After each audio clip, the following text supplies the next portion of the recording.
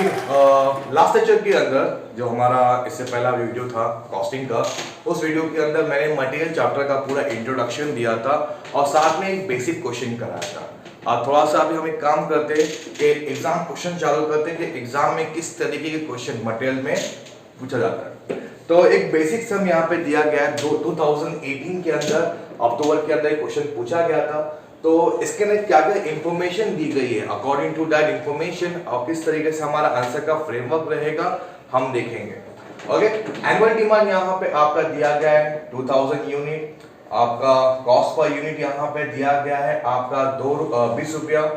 Other holding cost आपका 15% है। प्रिफरेज while holding ये भी दिया हुआ। प्रिफरेज होता है क्या, मैं आपको एक्सप्लेन करता हूँ यहाँ पे। Other processing cost of each order यहाँ पे दिया हुआ। इंस्पेक्शन कॉस्ट दिया है, फॉलो अप कॉस्ट दिया है। आपको यहाँ पे कैलकुलेट करना है इकोनॉमिक क्वांटिटी फाइंड आउट करना है और total ordering cost and carrying cost at economic level, यानी एक चीजें फाइंड आउट करना है। एग्जाम में ये 7 से 8 मार्क का एग्जाम में ये आ सकता है, तो ध्यान देंगे। Okay, let's start with the solution. Solution के अंदर सबसे पहला स्टेप नंबर 1 मैंने कुछ स्टेप्स आपको सिखाया था। स्टेप नंबर 1 सबसे पहला आपको यहाँ पे इकोनॉमिक ऑर्डर क्वांटिटी आपको फाइंड आउट करनी है। इकोनॉमिक ऑर्डर क्वांटिटी का जो आपका फॉर्मूला है मैंने आपको एक्सप्लेन किया था, वो था हमारा 2AOC। अब A जो था हमारा एनुअल डिमांड था, तो इसी को हम पूरा कंप्लीट करते हैं। 2 multiply bye A is my annual demand, तो एनुअल डिमांड इज माय 2000 जो यहाँ पे हमारा दिया हुआ है। Okay, O is for the ordering cost. अब यहाँ पे आप देखेंगे कि ऑर्डरिंग कॉस्ट बहुत सारे दिए हुए, जैसे कि जब भी आप किसी ऑर्डर को प्रोसेस में डालते हैं तो प्रोसेसिंग का कुछ आपका फीस होती है, प्रोसेसिंग ऑर्डर का कुछ हमारा कॉस्ट होता है, उसे हम कहते हैं order processing cost of the each order. कितना मैंने बोला है 25। तो हम एक काम कर लेंगे, बाजू में यहाँ पे एक हम साइड में बना लेंगे ऑर्डर कॉस्ट। तो पहला कॉस्ट हमारा आ गया प्रोसेसिंग कॉस्ट प्लस आपका इंस्पेक्शन कॉस्ट। जब भी आप ऑर्डर प्रोसेस करते हो तो ऑर्डर प्रोसेस करने के टाइम पे माल आपका ट्रक में लोड किया जाता है। उस टाइम पे इंस्पेक्शन होता है कि कितने माल डाला गया, काउंटिंग होती है और इंस्पेक्शन का कुछ कॉस्ट होता है। जब माल निकाला जाता है तो रिकाउंटिंग होती है कि माल बराबर है कि नहीं है। तो यहाँ पे अगेन यहाँ पे क्या माना होता है, इंस्पेक्शन होता है। तो इंस्पेक्शन का यहाँ पे आपका एक कॉस्ट लगता है। वो कॉस्ट जितनी बार भी आप ऑर्डरिंग करेंगे, जितनी बार भी आप ऑर्डर मंगाएंगे, उतनी बार आपका क्या लगेगा, इंस्पेक्शन का कॉस्ट लगेगा। तो इंस्पेक्शन कॉस्ट कितना मैंने बोला यहाँ पे 10 रुपीज, तो वो भी आपके ऑर्डर के कॉस्ट के अंदर ऐड हो जाएगा। और साथ में फॉलो अप कॉस्ट, भाई किधर पहुंचा माल, भाई किधर पहुंचा माल, कहां तक पहुंचा, तो ये चीज करने के लिए भी आपका पैसा लगता है। तो इसे हम कहते हैं फॉलो अप कॉस्ट, यानी कि आपको ट्रैकिंग रखना है। हम कहते हैं आपका जब भी आप माल मंगाते हैं तो आपको ट्रैक करना पड़ता है कि माल आपका पॉइंट ए से पॉइंट बी पे विच लोकेशन, कौन से लोकेशन पे पहुंचा है।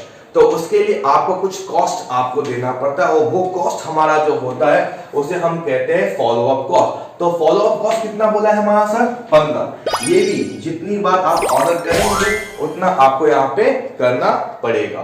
तो टोटल आपका जो कॉस्ट हमारा यहाँ पे हो रहा है आपका 25 प्लस 10 प्लस 15 इज माय 50। तो एक बार कैलकुलेट कर लीजिए आप, 50 हमारा जो हो रहा है ये क्या रहेगा आपका ऑर्डर कॉस्ट टोटल। ओके, अब यहाँ पे बोला गया है हमारा अदर होल्डिंग कॉस्ट। अभी सेकेंड चीज हमको यहाँ पे 50, तो हमको यहाँ पे ऑर्डर कॉस्ट मिल गया। कैरिंग कॉस्ट यानी कि आपको यहाँ पे कैरिंग कॉस्ट निकालना है। अब कैरिंग कॉस्ट सिंपल सी बात है, कैरिंग कॉस्ट मतलब होता है होल्डिंग कॉस्ट। आपको मटेरियल जितना क्वांटिटी आप रॉ मटेरियल को मंगाएंगे, अपने गोदाम में रखेंगे, तो उतनी आपको होल्डिंग कॉस्ट आपको लगेंगी। एग्जाम्पल आपने यहाँ पे क्या किए, यहाँ पे आपने 15% का आपका होल्डिंग कॉस्ट है और प्रिफरेज वायर होल्डिंग, जब चीजें खराब होने के चांसेस आपके बढ़ जाते हैं। मान के चलते आपने लोखंड आयरन अगर आपने अपना रॉ मटेरियल आपने गोदाम में रखा तो वो भी खराब होगा, सड़ेगा टाइम के हिसाब से। पानी छुआ हर जगह पे जाता है, माल जितनी क्वांटिटी में आप मंगाएंगे तो माल खराब होने के चांसेस आपके उतने रहते हैं। तो यहाँ पे ये दोनों भी आपके जो कैरिंग कॉस्ट है ये परसेंटेज में दिए, टोटल परसेंटेज आपका 15 प्लस 10, 15% प्लस 10%, टोटल मिला के 25% दिए।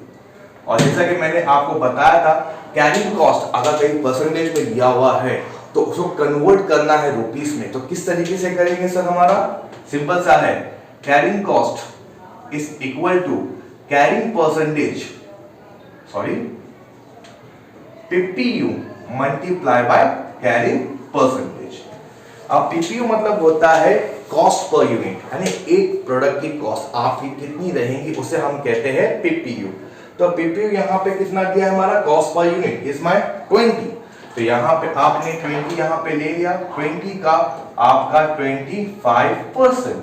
तो यहाँ पे आपने कर लेना है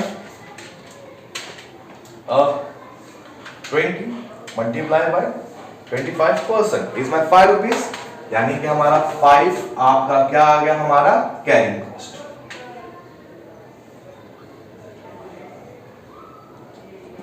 ₹5 क्या बेटा हमारा आ गया कैरिंग कॉस्ट, यानी कैरिंग कॉस्ट भी मिल गया हम लोग को, यहाँ पे सी भी मिल गया हमारा, सी हमने यहाँ पे लिखा। तो यहाँ से हमको क्या मिल जाएगा, इकोनॉमिक ऑर्डर क्वांटिटी।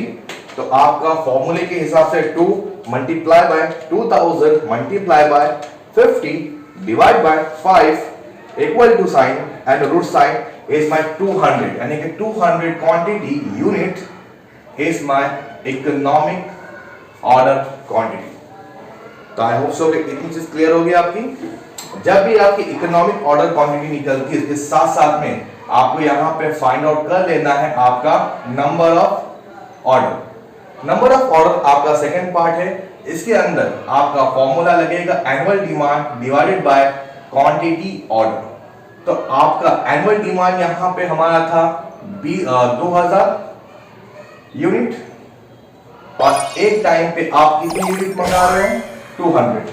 तो यहाँ पे हमारा रहेगा 2000 divided by 200 is my 10 order, यानी पूरे साल में आपको 10 ऑर्डर प्लेस करने पड़ेंगे अपनी रिक्वायरमेंट पूरी करने के लिए 2000 क्वांटिटी। ओके, उसके बाद में यहाँ पे आपका पहला आंसर मिल चुका है, calculate the economic order quantity, यहाँ पे हमें मिल चुका है। यहाँ पे हमें से दो चीज निकालनी है।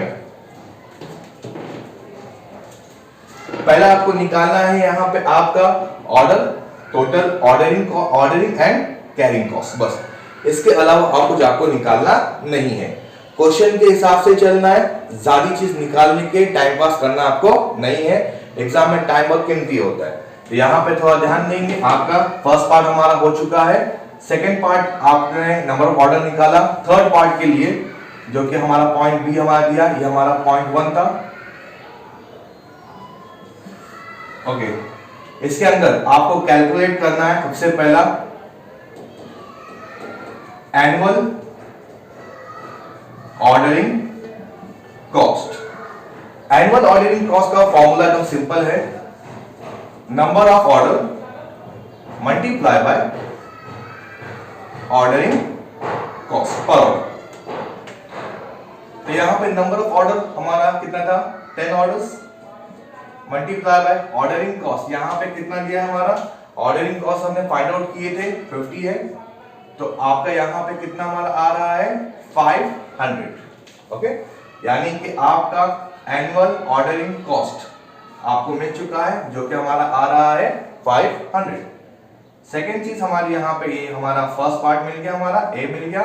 सेकेंड पूछा है हमारा कैरिंग कॉस्ट, तो कैरिंग कॉस्ट का फॉर्मूला आपको यहाँ पे निकालना है, annual carrying cost is equal to half multiply by quantity order multiply by carrying cost. Half हमने ले लिया, क्वांटिटी ऑर्डर, यहाँ पे जो क्वांटिटी ऑर्डर है वो आपकी इकोनॉमिक ऑर्डर क्वांटिटी है, तो यहाँ पे कितनी दी गई हमारे यहाँ पे 200 मल्टीप्लाई बाय आपका कैरिंग कॉस्ट हमने निकाला था कितना रुपए हमारे यहाँ पे 5 रुपीज है, तो यहाँ पे हम एनुअल कैरिंग कॉस्ट हम यहाँ पे निकालेंगे 1 multiply by 200 multiply by 5 divide by 2, 1 multiply by 200 multiply by 5 divide by 2, यानी कि आपका यहाँ पे आ जाता है हमारा 500 एग्जैक्ट। यानी कि जब आप कैलकुलेट करेंगे एनुअल कैरिंग कॉस्ट और एनुअल ऑर्डरिंग कॉस्ट, तो ये हमेशा क्या रहेगा, आपका सेम रहेगा, ये अलग अलग नहीं रहेगा। तो आई होप सो कि कुछ आपको डाउट रहेगा तो आप मुझसे पूछ सकते हो कमेंट बॉक्स में। बाकी का पूरा सब मैंने यहाँ पे, यहाँ से लेके यहाँ तक आपका पूरा मैंने अच्छी तरीके से एक्सप्लेन किया हूँ। आई होप सो कि आपको समझ में आया रहेगा। Thank you.